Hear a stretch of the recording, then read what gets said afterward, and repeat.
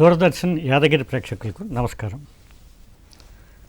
మనందరికీ తెలుసు, మనం ఏదైనా గవర్నమెంట్ జాబ్ రావాలి అని అనుకున్నట్లయితే మనం రకరకాలైనటువంటి హార్డ్షిప్స్ని ఫేస్ చేయవలసి ఉంటుంది. ముఖ్యంగా మనం రకరకాల అప్లికేషన్లు పెట్టుకోవాలి, వేరు సంస్థలకు అప్లై చేయాలి, వాటి నుంచి ఎప్పుడు వస్తుందా మనకి కాల్ అని చెప్పేసి ఎదురు చూడాలి.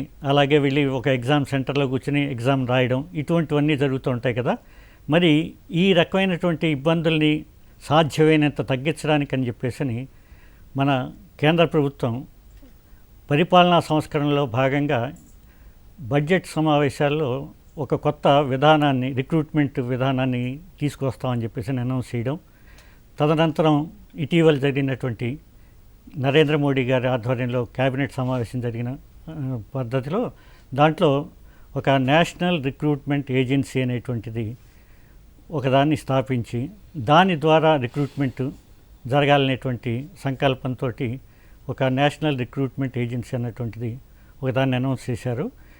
ఈ విషయం పైన మనం మరింత చర్చించడానికి మన దగ్గర ఈరోజు మన స్టూడియోలో ప్రొఫెసర్ గంటా చక్రపాణి గారు వచ్చున్నారు. వీరు మనకి ఒక విద్యావేత్త, అంతేకాకుండా ముఖ్యంగా ఏమిటంటే తెలంగాణ రాష్ట్రం ఏర్పడిన తర్వాత మన తెలంగాణ రాష్ట్ర పబ్లిక్ సర్వీస్ కమిషన్ చైర్మన్గా కూడా ఉన్నారు. వారు వచ్చిన తర్వాత ఈ తెలంగాణ పబ్లిక్ సర్వీస్ కమిషన్లో చాలా రకాలైనటువంటి సంస్కరణలు తేవడం కానివ్వండి, పారదర్శకత తెచ్చి చాలామంది విద్యార్థులకి, పర్టికులర్లీ ఉద్యోగార్థులకు కూడా చాలా మేలు చేసేటువంటి సంస్కరణలు తెచ్చారు.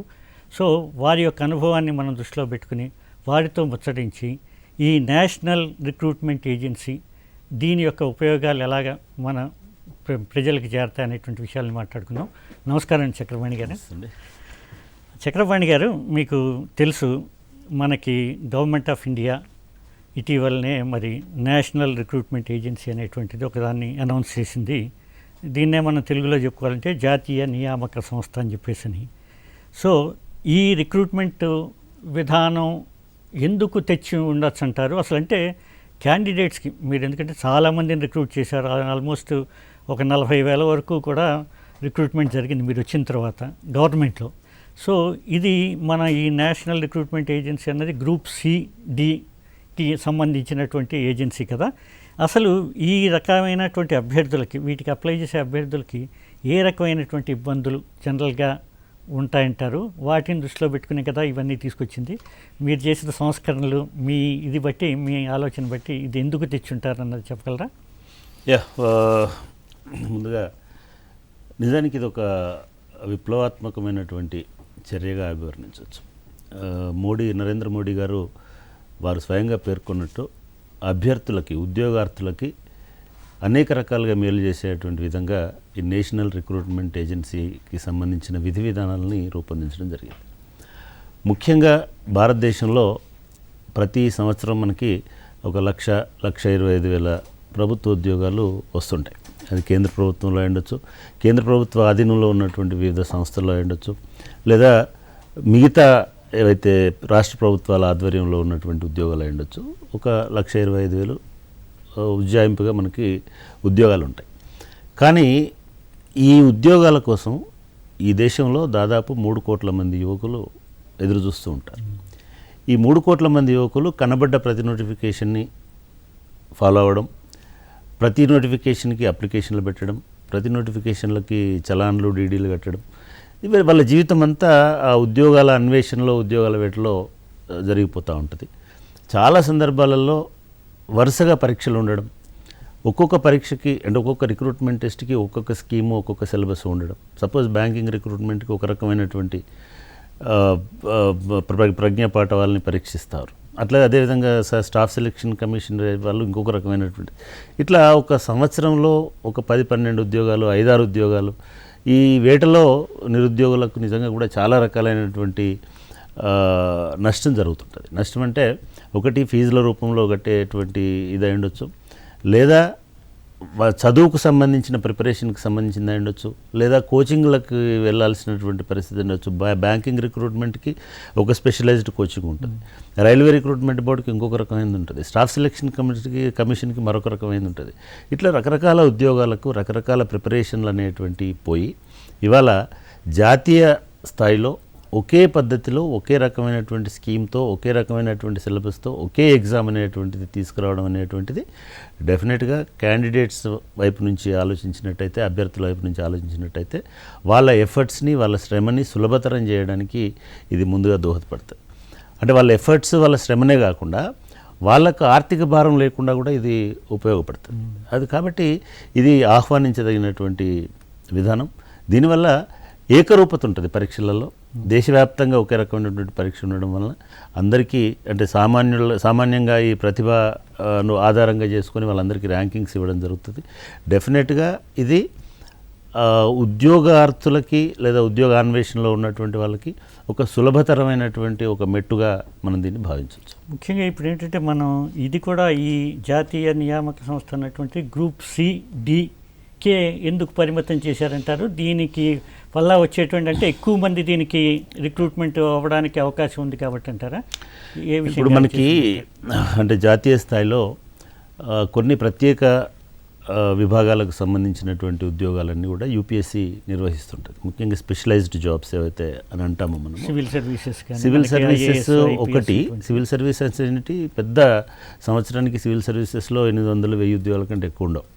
ఇవి కాకుండా నేషనల్ లెవెల్లో ఇంజనీరింగ్ సర్వీసెస్ ఎగ్జామినేషన్ కానీ, అదేవిధంగా మెడికల్ సర్వీసెస్ ఎగ్జామ్స్ కానీ, లేదా కంబైన్డ్ డిఫెన్స్ సర్వీస్ ఎగ్జామ్స్ కానీ, లేదా ఇట్లా రకరకాలైనటువంటి సర్వీసెస్, స్పెషలైజ్డ్ సర్వీసెస్ ఏవైతే ఉంటాయో గవర్నమెంట్లో, అవన్నిటినీ యూపీఎస్సీ తీసుకుంటుంది. అదే రాష్ట్రాలలో పబ్లిక్ సర్వీస్ కమిషన్స్ అటువంటి నియామకాలు చేస్తుంటాయి. మిగతా ఉద్యోగాలు ఏవైతే స్పెషలైజ్డ్ కాని ఉద్యోగాలు ఉంటాయో వాటికి దేశంలో సపరేట్ రిక్రూట్మెంట్ ఏజెన్సీస్ ఉన్నాయి. ఉదాహరణకి మీరు స్టాఫ్ సెలక్షన్ కమిషన్ తీసుకోండి. ఏదైతే పబ్లిక్ సర్వీస్ కమిషన్ ఉంటుందో వాళ్ళు సివిల్ సర్వీసెస్కి సంబంధించినటువంటి ఉద్యోగాలు, స్పెషలైజ్డ్ సర్వీసెస్కి సంబంధించిన ఉద్యోగాలను వాళ్ళు రిక్రూట్ చేస్తుంటారు. వాళ్ళకు కావాల్సినటువంటి మినిస్టీరియల్ స్టాఫ్ ఎవరైతే ఉంటారో లేదా సహాయ సిబ్బంది ఎవరైతే ఉంటారో వాళ్ళని రిక్రూట్ చేయడానికి మనకు చాలా రాష్ట్రాలలో కూడా స్టాఫ్ సెలక్షన్ బోర్డ్స్ ఉన్నాయి. అట్లాగే జాతీయ స్థాయిలో స్టాఫ్ సెలక్షన్ కమిషన్ ఉంది. సరే, ఈ రెండే కాకుండా స్టాఫ్ సెలక్షన్ కమిషన్ ఏం చేస్తుంది, కేంద్ర ప్రభుత్వాల ఆధ్వర్యంలో ఉన్నటువంటి కార్యాలయాల్లో పనిచేయడానికి కావలసినటువంటి క్లరికల్ స్టాఫ్ని స్టాఫ్ సెలక్షన్ కమిషన్ రిక్రూట్ చేస్తుంది. ఇది కాకుండా కేంద్ర ప్రభుత్వంలో అనుబంధంగా అనేక సంస్థలు ఉంటాయి. ముఖ్యంగా బ్యాంకింగ్ సెక్టర్ అనేది భారతదేశంలో అతిపెద్ద జాబ్ ప్రొవైడర్గా ఉంది. అదేవిధంగా రైల్వేస్ అనేటువంటిది ప్రభుత్వ రంగంలో అత్యధిక జాబ్స్ని ఇస్తున్నటువంటి రంగంగా ఉన్నది. సో ఇట్లా వేరియస్ సర్వీసెస్ ఏవైతే ఉంటాయో, అది రైల్వేస్ అయి ఉండొచ్చు, లేకపోతే పవర్ గ్రిడ్ లాంటిది అయి ఉండొచ్చు, లేకపోతే బ్యాంకులకు సంబంధించిన ఇవి ఉండొచ్చు. ఇవన్నీ దాదాపు 20-30 రకాల సంస్థలు, 20-25 రకాల సంస్థలు ఆల్రెడీ వివిధ సెక్టార్స్లో పనిచేస్తున్నాయి. వీళ్ళందరూ కూడా రిక్రూట్ చేస్తుంటారు. వీళ్ళందరూ కూడా ప్రతి ఏడాది ఒక నోటిఫికేషన్ ఇవ్వడము, దానికి వేల మంది, లక్షల మంది, కోట్ల మంది అప్లై చేయడము, నిర్వహణ అనేది కూడా చాలా పెద్ద టాస్క్ అవుతుంది ఈ ఏజెన్సీస్కి. ఇవన్నిటిని దృష్టిలో పెట్టుకొని ఇప్పటికీ దాదాపు 20 సంస్థలు ముందుకు వచ్చినాయి. వీళ్ళందరూ దాదాపు మనకి జనవరి నుంచి ఎక్సర్సైజ్ జరుగుతుంది. జనవరి, ఫిబ్రవరిలో జాతీయ స్థాయిలో డిఓపిటి అక్కడ ఒక సమావేశం ఏర్పాటు చేసింది. అన్ని రాష్ట్రాల ప్రధాన కార్యదర్శుల్ని, ముఖ్య కార్యదర్శులను అక్కడ పిలిచింది. అట్లాగే కొంతమంది పబ్లిక్ సర్వీస్ కమిషన్ చైర్మన్స్ని కూడా కన్సల్ట్ చేసి ఒక టాస్క్ ఫోర్స్ లాగా ఏర్పడి దాని మీద అన్ని రకాల కసరత్తులు చేసి జాతీయ స్థాయిలో ఒకే ఎగ్జామ్ రాయడం ద్వారా ఒక 3 ఏళ్ల పాటు అభ్యర్థికి వెసులుబాటు కల్పించేటువంటి చర్యలు తీసుకుంటే ఎట్లా ఉంటుందనేటువంటి అభిప్రాయ సేకరణ జరిగింది. దాదాపు అన్ని రాష్ట్రాలు కూడా దానికి అంగీకరించినాయి. అంగీకరించిన తర్వాత ఇప్పుడు మనకి మొన్నటి క్యాబినెట్లో దానికి సంబంధించినటువంటి విధి విధానాలని, అదేవిధంగా దానికి సంబంధించినటువంటి పూర్తి స్థాయి ఒక విధాన పత్రాన్ని ఆమోదించడం జరిగింది. చక్రవాణి గారు, మరి దీంట్లో సేలియంట్ ఫీచర్స్ మనం ఈ నేషనల్ రిక్రూట్మెంట్ ఏజెన్సీలో ఉండేటువంటి ఈ ముఖ్యంగా మన అభ్యర్థులకి ఏ రకమైనటువంటి లాభం చేకూరుతుందంటారు? మనం ముందుగానే చెప్పుకుంటున్నట్టుగా రాసే ఎగ్జామ్స్కి సంబంధించినటువంటి ఒత్తిడి తగ్గుతుందండి. బేసిక్గా ప్రతి అభ్యర్థికి, ప్రతి నిరుద్యోగి కావాల్సింది ఏంటంటే వాళ్ళకి స్ట్రెస్ అనేది తగ్గడం. ఈ స్ట్రెస్ అనేది మీకు ప్రతివారం పరీక్ష ఉంటే ప్రతివారం స్ట్రెస్లో ఉండాల్సినటువంటి వాతావరణం ఉంటుంది. ప్రతి నెల పరీక్ష పెట్టుకుంటే ఇది ఉంటుంది. ఇట్లా పరీక్షలు తగ్గి ఒకే పరీక్ష రాయడం ద్వారా ఒక 4-5 రకాల జాబ్స్కి లేదా 20 రకాల జాబ్స్కి ఐజ్ ఆఫ్ నౌ ఎలిజిబిలిటీ వస్తుంది. కాబట్టి వాళ్ళు ఆ ఒక్క జాబ్ని, ఆ ఒక్క పరీక్షని కాన్సన్ట్రేట్ చేసి రాయడానికి ఉంటుంది. రెండవది, ఆర్థికంగా కూడా భారం కాకుండా ఉంటుంది. మీరు ఒక పరీక్షకి బ్యాంకింగ్ రిక్రూట్మెంట్ లాంటి సంస్థలు నిర్వహిస్తున్నటువంటి పరీక్షకి మీరు అపియర్ కావాలని అనుకుంటే మీరు ఓసీ అయి ఉంటే లేకపోతే మీరు ఇంకొకటి అయి ఉంటే దాదాపు మీరు 2,000 రూపాయలు 3,000 రూపాయలు ఫీజుల రూపంలోనే కట్టాల్సి వస్తుంది. దాంతోపాటు ఇదేమో మనకి కనబడేటువంటి ఖర్చు. కనబడని ఖర్చు ఏంటిదంటే మీరు గ్రామాల నుంచి చాలామంది వచ్చి హైదరాబాద్లో లేదా విజయవాడలో లేదా గుంటూరులో ఈ కోచింగ్ సెంటర్ల చుట్టూ తిరగడం. మీకు 20 రకాల ఎగ్జామ్స్ రాస్తే లేదా 10 రకాల ఎగ్జామ్స్ రాస్తే కనీసం 4-5 రకాల కోచింగ్ అవసరం అవుతుంది. స్టాఫ్ సెలెక్షన్ ఒక రకమైన కోచింగ్, బ్యాంకుకు ఒక రకమైన కోచింగ్, రైల్వేస్కి ఒక రకమైన కోచింగ్, లేకపోతే ఇంకా ఓఎన్జీసీకి ఒక రకమైన, ఇట్లా రకరకాల ఇవి ఉంటాయి. ఇవాళ ఏమవుతుంది, ఒకటే స్కీము ఒకటే సిలబస్ కాబట్టి, ఒకటే ఎగ్జామ్ కాబట్టి ఒక్క ప్రిపరేషన్ తోటి మీరు ఒక 10-20 జాబ్స్కి ఎలిజిబిలిటీ అయ్యేటువంటి అవకాశం ఉంటుంది. కాబట్టి అదొక మూడవ ప్రధానమైనటువంటి ఇది. నాలుగవది మీరు గమనించినట్టయితే భారతదేశంలో ఈ జాగ్రఫికల్ ఇది అనేది చాలా కాంప్లెక్స్డ్గా ఉంటుంది. మీరు పరీక్షా కేంద్రాలు అనేటివి కేవలం అర్బన్ ఏరియాలోనే ఉంటాయి. మీరు ఇప్పటికి కూడా యూపీఎస్సీ పరీక్షలు తీసుకున్నట్టయితే తెలంగాణలో లాస్ట్ ఇయర్ వరకు ఒక్క హైదరాబాద్ సెంటర్. అంటే మీరు ఆదిలాబాద్ నుంచి లేకపోతే మీరు ఆసిఫాబాద్ నుంచి రావాలన్నా లేకపోతే మీరు భూపాలపల్లి నుంచి రావాలన్నా కూడా హైదరాబాద్కి వచ్చి పరీక్ష రాసి వెళ్ళాల్సినటువంటి పరిస్థితి ఉంటుంది. కానీ ఇప్పుడు కొత్తగా వచ్చినటువంటి సిస్టంలో డీసెంట్రలైజ్ చేయడం అనేటువంటిది చాలా దూరదృష్టితో కూడుకున్నటువంటిదని నేను భావిస్తాను. ప్రతి జిల్లాలో కూడా మీరు ఒక సెంటర్ని పెట్టడం అనేటువంటిది డెఫినెట్గా అదొక మంచి పరిణామం. దీనివలన వెనుకబడిన ప్రాంతాల్లో ఉన్నటువంటి వాళ్ళకి, అంటే పెద్దగా మనం అనుకుంటాం కానీ హైదరాబాద్ అనేది మనకు చాలా ఇదే కనిపించవచ్చు, మన రాష్ట్ర రాజధాని కదా అని. కానీ చాలామంది హైదరాబాద్ ఇప్పటి వరకు చూడని వాళ్ళు ఉంటారు. కేవలం మా పరీక్ష రాయడం కోసమే హైదరాబాద్ దాకా వచ్చేటువంటి వాళ్ళు ఉంటారు. సో ఇటువంటి టైంలో మీకు వాళ్ళ పరిసరాల్లోనే, వాళ్ళ జిల్లా హెడ్ క్వార్టర్లోనే పరీక్ష కేంద్రాలు పెట్టడం అనేది నాలుగవ ప్రధానమైన కీలకమైనటువంటి, పర్టికులర్లీ యాస్పిరేషనల్ కొత్తగా వెనుకబడిన ప్రాంతాల్లో ఉన్నటువంటి జిల్లాలు కావచ్చు. మీరు ఒరిస్సా లాంటి స్టేట్లో ఒక జిల్లా ఒక మారుమూల జిల్లా నుంచి మీరు భువనేశ్వర్ రావాలంటే 2 రోజులు ప్రయాణం చేయాల్సినటువంటి అవసరం ఉంటుంది. సో అటువంటి చోట్లల్లో మీ జిల్లాలోనే ఒక పరీక్ష కేంద్రం, దానికి ఈ బడ్జెట్లో డబ్బులు కూడా కేటాయించినారు. అక్కడ ఒక కొత్త మోడర్న్ పరీక్ష కేంద్రాలు ఏర్పాటు చేయడానికి.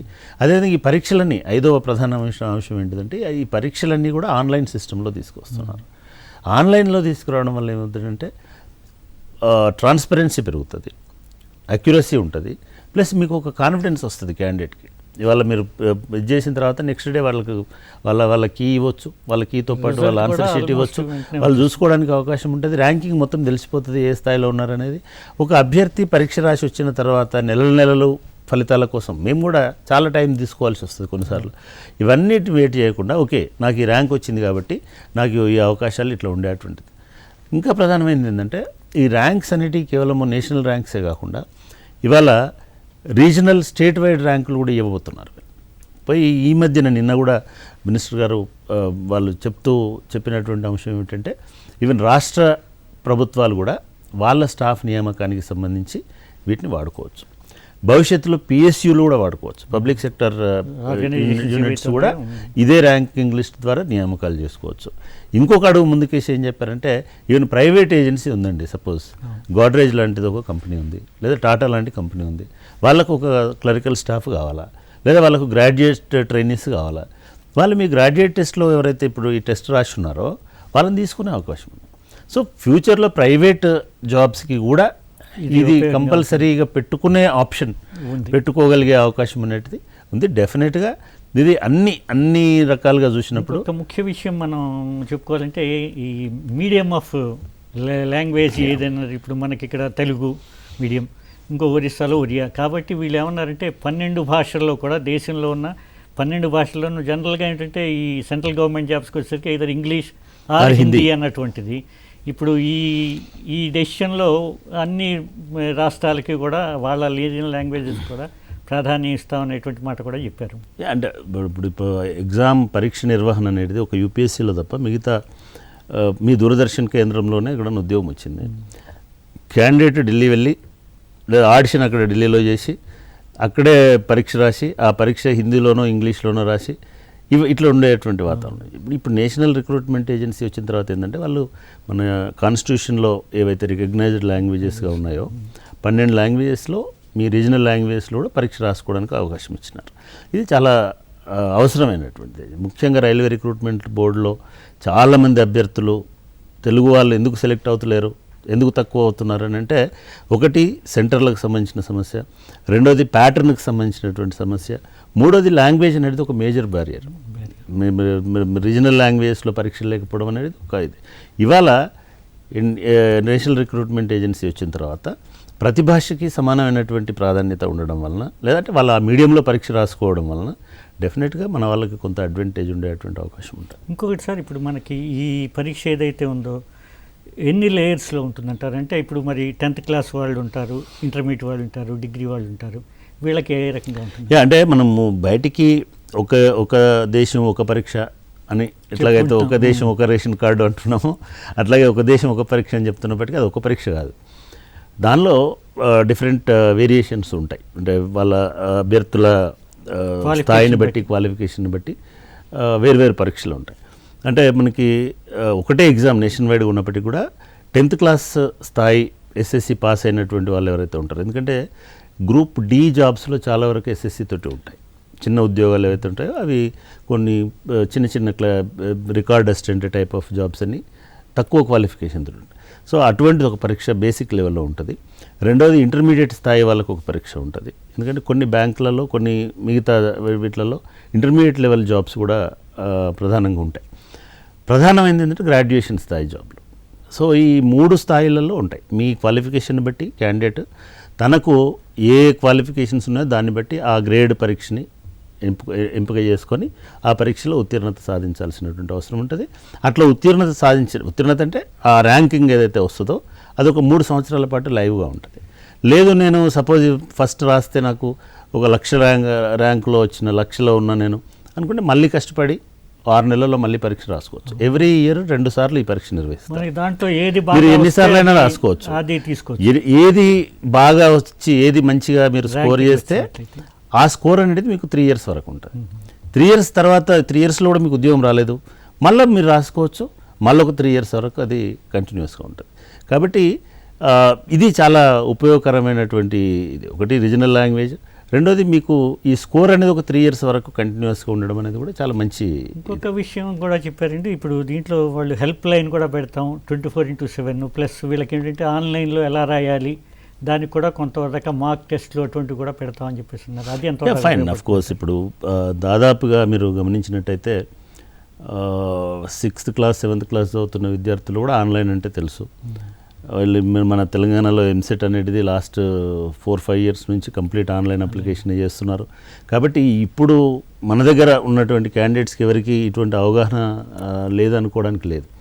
కానీ డెఫినెట్గా గ్రామీణ ప్రాంతాల్లో ఉన్నటువంటి వాళ్ళకి, సపోజ్ ఇప్పుడు 10th క్లాస్లో పరీక్ష రాయాలనుకుంటున్నారు, అటువంటి జాబ్స్కి ఆస్పైర్ చేస్తున్నారు, వాళ్ళకి కేవలం హెల్ప్ లైనే కాకుండా నేను అనుకోవడం భవిష్యత్తులో వాళ్ళ వెబ్సైట్ ఒకటి క్రియేట్ చేసి టెస్టింగ్ కూడా ఆన్లైన్, మాక్ టెస్ట్లు ఆన్లైన్లోనే పెట్టేటువంటి అవకాశం ఉంది. అదేవిధంగా కొన్ని వీడియోస్ కూడా ఇట్లా how to fill application form అనేది కూడా చాలా పెద్ద టాస్క్ వాళ్ళకి. ఏదో ఇక్కడ పోతారు, పోయి అక్కడ ఈ సేవనో మీ సేవ సెంటర్లో కూర్చుంటాడు, వాళ్ళు ఏదో ఫిల్అప్ చేస్తుంటారు. కాబట్టి ఇట్లాంటి తప్పులు జరగకుండా ఉండడానికి అవగాహన కల్పించడం, ఓరియంటేషన్ ఇవ్వడం అనేది చాలా అవసరం. డెఫినెట్గా అట్లాంటిది వాళ్ళ విధాన పత్రంలోనే, పాలసీ పేపర్లోనే ఉంది కాబట్టి అది చాలా ఉపయోగపడుతుంది నేను. ఇంకొక విషయం చెప్పండి, దీంట్లో మనకి జనరల్గా అభ్యర్థులు, సపోజ్ నేను అభ్యర్థి ఈ టెస్ట్ రాసేస్తే నాకు ఇంకా ఉద్యోగం వచ్చేసినట్టేనా, ఈ ఒక్క టెస్ట్ తోటి అయిపోయిందా అని నేను సంబరపడే అవకాశం ఉందంటారా లేదంటారా? ఇది నిజానికి కొంత క్లారిఫై చేయాల్సిన అవసరం ఉంది. ఇది ఒక ఎగ్జామ్ అంటే ఆ ఒక్క ఎగ్జామ్ రాస్తే ఉద్యోగం వస్తుంది అనుకోవడానికి లేదు. ఇది కేవలం జాబ్ అప్లై చేయడానికి ఎలిజిబిలిటీ మాత్రమే. నెంబర్ 1, ఈ నేషనల్ ఎలిజిబిలిటీ పాస్ అయితే మీరు ఉద్యోగానికి అప్లికేషన్ పెట్టడానికి అర్హులు అవుతారు. ఇక్కడ 2 అవకాశాలు ఉంటాయి. ఒకవేళ ఆ సంస్థ అవును మీ ర్యాంకింగ్ని బట్టి మేము మీకు జాబ్ ఇస్తామంటే పర్వాలేదు, కానీ చాలా వరకు ఇప్పటి వరకు చెప్తున్నటువంటి బ్యాంకింగ్ సంస్థలు కానీ మిగతా సంస్థలు కానీ 2nd లెవెల్ ఎగ్జామ్ మేము మళ్ళీ తీసుకుంటాము. ప్రిలిమినరీ ఎగ్జామ్ అంటాం దీన్ని. ప్రిలిమినరీ ఎగ్జామ్ మాత్రమే కామన్ ఎగ్జామ్. ప్రిలిమినరీ ఎగ్జామ్ని బేస్ చేసుకున్న ర్యాంక్ని బేస్ చేసుకొని మళ్ళీ మెయిన్ ఎగ్జామ్ పెట్టేటువంటి అవకాశం ఉంటుంది.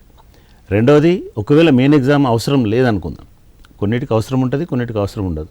సపోజ్ నేను బ్యాంకులో క్యాషియర్లు, క్లర్క్ల కోసం తీసుకుంటున్నాను, రైల్వేస్లో ఇంకొక దానికోసం తీసుకుంటున్నారు, ఇద్దరికి సేమ్ స్టాండర్డ్ ఆఫ్ స్కిల్స్ పనికిరావు. సో నేను మళ్ళీ ఒక బ్యాంకింగ్ వ్యవస్థ ఇదిగా మేము మళ్ళీ వాళ్ళకి అకౌంటెన్సీ టెస్టో లేదా మిగతా టెస్ట్లో పెట్టుకునే అవకాశం ఉంటుంది.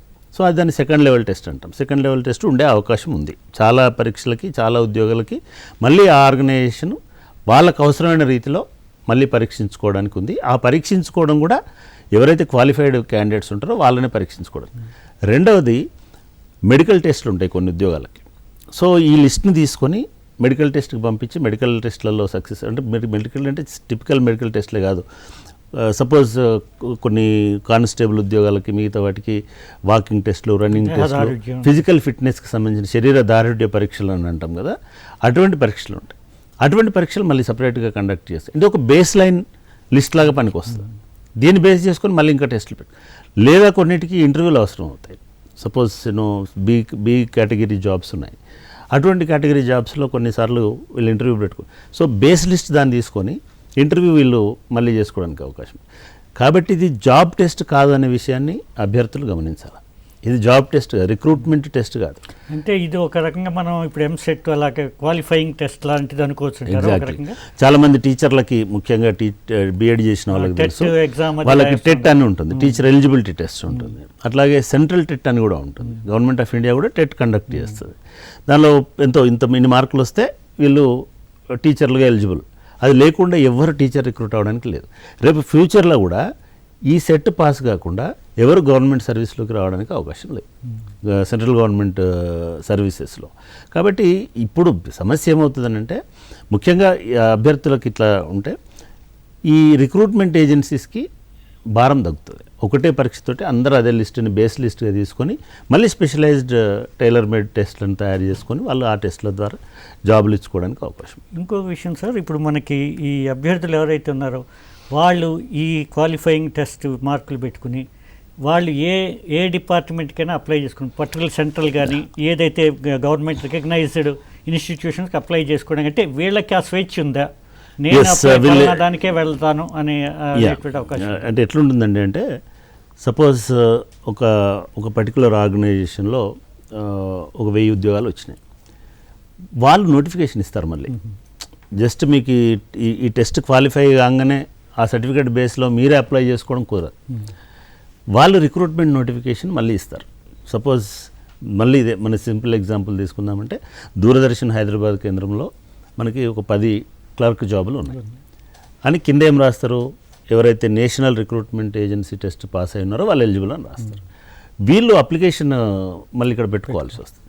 ఆ వచ్చిన సపోజ్ ఈ 10 పోస్టులకి మీకు 200 అప్లికేషన్లు వచ్చినాయి. ఈ 200లలో టాప్ ర్యాంక్స్ ఎవరున్నారు అన్న, ఎందుకంటే ఇది ర్యాంకింగ్ కూడా ఇస్తుంది. వచ్చిన అప్లికేషన్లలో అంటే మీరు అప్లై చేసుకుంటే తప్ప జాబ్ ఇవ్వడానికి అవకాశం లేదు. ఎప్పుడు కూడా మీకు జాబ్ ఆఫర్ డైరెక్ట్గా రాదు. మీరు పర్టికులర్ రిక్రూట్మెంట్ నోటిఫికేషన్కి అప్లై చేసుకోవడానికి ఒక ఎలిజిబిలిటీ ఉంది.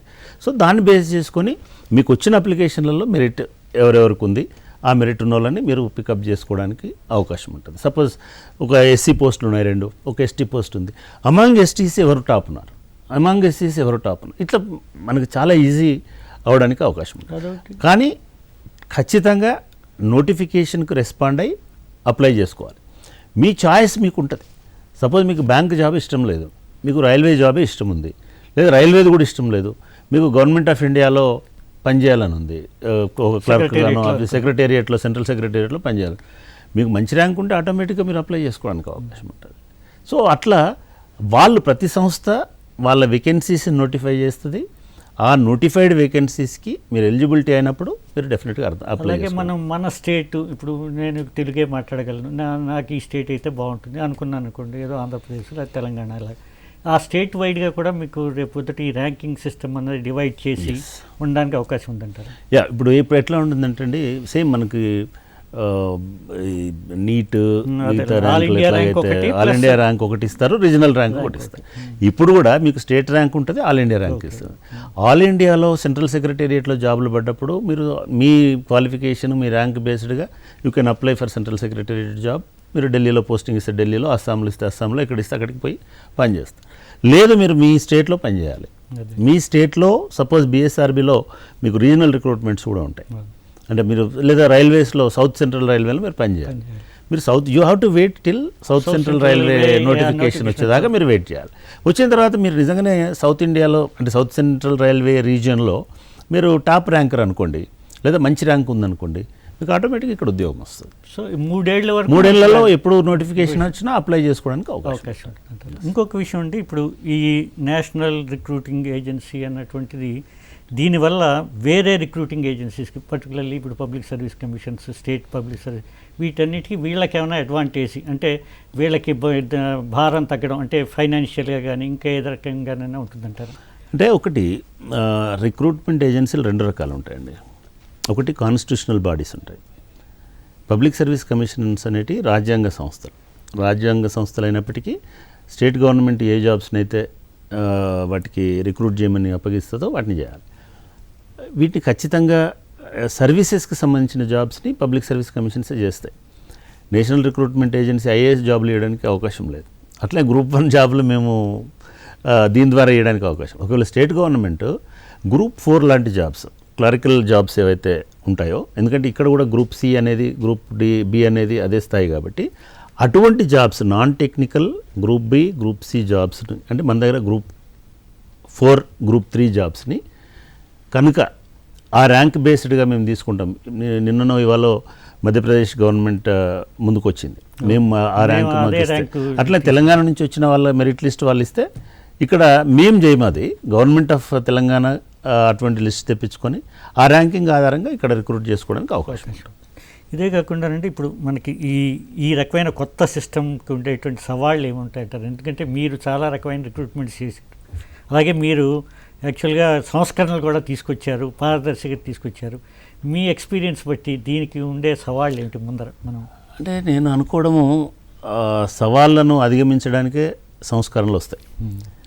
బాగా చెప్పారు. సో సంస్కరణలలో సవాల్ ఉంటుందని నేను అనుకో. డెఫినెట్గా మీరు ఒక కొత్త సిస్టమ్ తీసుకొచ్చినప్పుడు ఒకటి బేసిక్గా అంటే ఈ కింది లెవెల్, ముఖ్యంగా 10th క్లాస్ లెవెల్ వాళ్ళకి, ఎస్ఎస్ లెవెల్ వాళ్ళకి మీరు ఆన్లైన్ పరీక్ష పెట్టడం వలన కొద్దిగా సమస్యలు ఉండొచ్చు, వాళ్ళకి డిసడ్వాంటేజ్ ఉండే అవకాశం ఉంటుంది. బట్ మేము పెట్టినాము, సక్సెస్ఫుల్గా మేము కండక్ట్ చేసినాం. అట్లాంటి కానిస్టేబుల్, ఎక్సైజ్ కానిస్టేబుల్ ఉద్యోగం కూడా మేము ఆన్లైన్ పరీక్షలు పెట్టి సక్సెస్ఫుల్గా చేసినాం. వాళ్ళకి కొంత ఓరియంటేషన్ ఇచ్చి మీరు ఇందాక అన్నట్టుగా మార్క్ టెస్టులు పెట్టి అది చేసుకోవడానికి. రెండవది గ్రామీణ ప్రాంతాల్లో మీరు సెంటర్లు పెడుతున్నారు. సపోజ్ భూపాలపల్లినో ఆసిఫాబాద్లో ఒక సెంటర్ పెడతారు, కానీ ఆన్లైన్ సెంటర్లలో కొన్నిసార్లు నెట్వర్క్ వల్లనో లేకపోతే మిగతా వల్లనో లేదా టెక్నికల్ ఫాల్టీస్ వల్లనో లేదా ఇట్లాంటి సమస్యలు, టెక్నికల్ సమస్యలు తలెత్తే అవకాశం ఉంది. పెన్ పేపర్ అయితే మీకు ఏం జరిగినా బయట వర్షం పడ్డా పిడుగులు పడ్డా మీరు పరీక్ష రాయొచ్చు, ఎందుకంటే ఎటువంటి ఇది ఉండదు. Power suppose power shut down అవుతుంది ఆ టౌన్లో, ఇంకేదో అవుతుంది, సర్వర్ ప్రాబ్లమ్స్ వస్తాయి, లేదా డేటా స్టోరేజ్ ప్రాబ్లమ్స్ వస్తాయి. ఇట్లాంటి కొన్ని టెక్నికల్ ఎర్రర్స్ ఉంటాయి, డెఫినెట్గా ప్రాబ్లమ్స్ వస్తాయి. వాటిని అధిగమించడానికి సిద్ధపడాలి. ఇది నిర్వహణకు సంబంధించిన అంశాలలో చాలా పెద్ద, అంటే మన దగ్గర అంటే పెద్ద సమస్య కాదండి. ఇండియాలో ఐటీలో మనం చాలా ఇందాక చెప్పినట్టు నార్త్ ఈస్ట్ స్టేట్స్ ఉన్నాయి. ఫర్ ఎగ్జాంపుల్ మరి ఎక్కడో మేఘాలయలో పరీక్ష పెట్టాలా, లేదా ఇంకెక్కడో ఒక జిల్లాలో, మారుమూల జిల్లాలో పరీక్ష పెట్టాలా. అక్కడ పవర్ ప్రాబ్లం ఉండొచ్చు, బ్యాండ్ విడ్త్ ప్రాబ్లం ఉండొచ్చు, సర్వర్ ప్రాబ్లం ఉండొచ్చు, అప్లోడింగ్ ప్రాబ్లం ఉండొచ్చు, చాలా ఉండొచ్చు. బహుశా అందుకోసమే ఆ ఇన్ఫ్రాస్ట్రక్చర్ క్రియేట్ చేయడానికే government of India special budget కొంత అలాట్ చేసింది. ఒక 117 జిల్లాలని స్పెషల్ ఫోకస్ పెట్టి వాటిని డెవలప్ చేస్తుంది. కాబట్టి లెట్ us హోప్ ఇవన్నీ మంచి జరుగుతుందని అనుకుందాం. ఇంకొక ఫైనల్గా మీరు ఏమిటంటే ఈ విద్యార్థులకు ఉద్యోగార్థులకి మీరు ఇచ్చేటువంటి సలహా ఈ నేషనల్ రిక్రూటింగ్ ఏజెన్సీ వల్ల ఎలా ఉపయోగించుకుని వాళ్ళు ముందు, ముఖ్యంగా మనకు కావాల్సిన గ్రామీణ ప్రాంతాల ప్రజలు, ఉమెన్ ఎవరైతే వెనుకబడి ఉన్నారో వాళ్ళకి ఏ రకమైన సలహా ఇస్తారో, ఏ రకంగా ఇది ఉపయోగించుకోమంటారు? ఇందాక మనం చెప్పుకుంటున్నట్టుగా గ్రామీణ ప్రాంత యువకులకి ఒక 3-4 రకాలుగా ఇది ఒక అడ్వాంటేజ్. ఎందుకంటే ఫిక్స్డ్ డేట్స్లో ఎవ్రీ ఇయర్ 2 times జరుగుతుంది పరీక్ష. ప్రతి ఒక్కరు గుర్తుంటుంది. డిసెంబర్లో వస్తుంది, మళ్ళీ జూన్లో వస్తుంది. వాళ్ళకి లెక్క ఉంటుంది. ఆ రెండు అంటే ఒక షెడ్యూల్ అనేది ముందుగానే తెలుస్తుంది. రెండవది పరీక్ష మీ దగ్గరనే జరుగుతుంది. మూడోది పరీక్ష మీ భాషలోనే జరుగుతుంది. కాబట్టి మీరు అనేక రకాలైనటువంటి ఇన్వెస్ట్మెంట్స్ ఫీజు రూపంలో కానీ, కోచింగ్ రూపంలో కానీ, లేకపోతే హైదరాబాద్ పోవడం రూపంలో కానీ ఇటువంటి అన్నీ సో ఉండవు. ఆ ఇబ్బందులన్నీ తగ్గి ఉండకుండా మనకి ఆన్లైన్ సిస్టంలో కొంత ట్రాన్స్పరెన్సీ ఉంటుంది. ఉంటుంది. మీకు మీకు విశ్వాసం ఉండి, మీకు నమ్మకం ఉండి, మీకు సెల్ఫ్ కాన్ఫిడెన్స్ ఉండి, చలో నేను రాయగలుగుతాను అనుకుంటే ఇది ఒక గొప్ప అవకాశం అని నేను బాగుందండి. మనం మరి ఇప్పుడు సార్ చెప్పినట్టుగా విద్యార్థులందరూ, ముఖ్యంగా ఉద్యోగార్థులందరూ కూడా ఇటువంటి ఈ నేషనల్ రిక్రూటింగ్ ఏజెన్సీ ఏదైతే ఉందో వాటి ద్వారా జరిపేటువంటి నియామకాలు వీటికి సంసిద్ధులుగా ఇప్పటి నుంచే మొదలు పెట్టండి. మీరు డెఫినెట్గా you will win the war. ఇది ఒక వార్ లాగా మనం అనుకుంటాం కాబట్టి మన ఉద్యోగం డెఫినెట్గా ఈ మన కేంద్ర ప్రభుత్వం ఏదైతే ఈ ప్రకటించిందో జాతీయ నియామక సంస్థ, ఇది మనందరికీ ఉపయోగపడుతుందని ఆశిద్దాం. నమస్కారం అండి. మళ్ళా కలుద్దాం. మళ్ళా వచ్చే కార్యక్రమంలో మీ యాదగిరి దూరదర్శన్ ముందు.